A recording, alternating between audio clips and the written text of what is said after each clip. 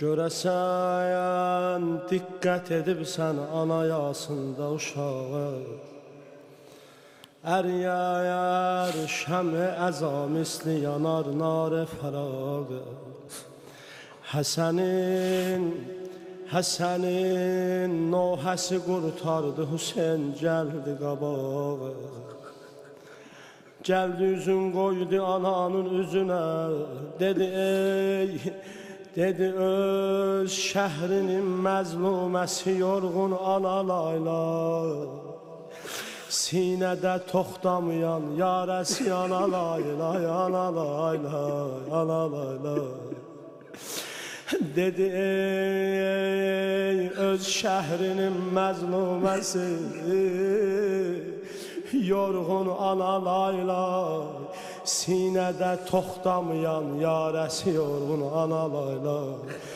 Bunu hamımız eşitmişik, gəldi üzün qoydu ananın ayaqlarına.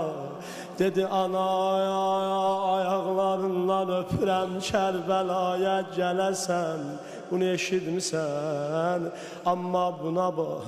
Ananın əllərini öpdü, dedi ey Mahi Mədinə.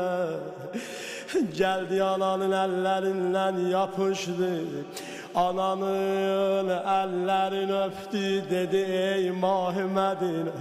Ana xahişim var sənlə, soralıqda qoyasan minnət Hüseynə. Hüseyin xahişin nədir? Dedi anaya, Kərbəlaya da töküləndə hərəmə leşgər içinə. Anaya, Kərbəlada töküləndə hərəmə leşgər içinə. Tikan üstündə qaçanda Rüqəyyə ilə Səkinə. Gəlib orada balaca balamın çölünü alarsa, ana o göyərmiş qolvi balamın boynuna salarsa. Anaya,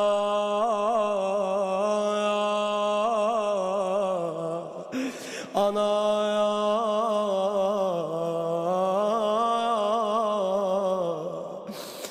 ondan gördülər Zəhra əlini çağırdı yanına.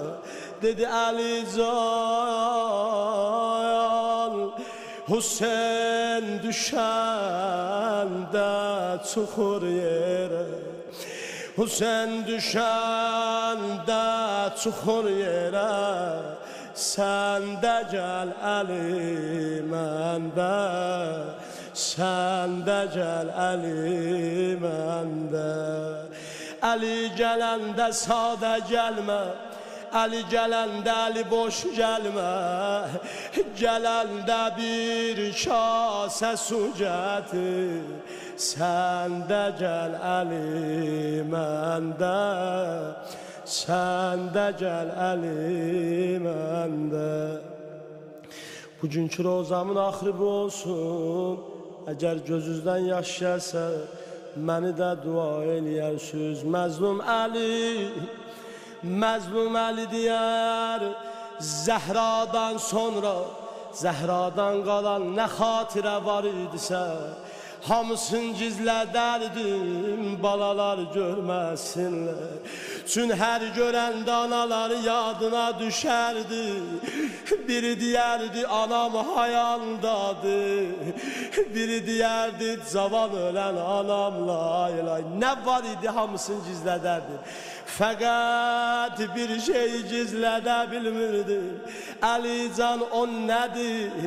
Əli deyər hər məsciddən evə gələndə görürdüm Zeynəb yapışıb o yanan qapıda. Elə hey yana yana deyərdi anamı burada vurdular. Anam burada qaldı qapı ilə divar arasında.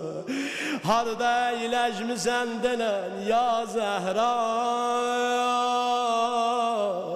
ya Zəhra, ya Zəhra.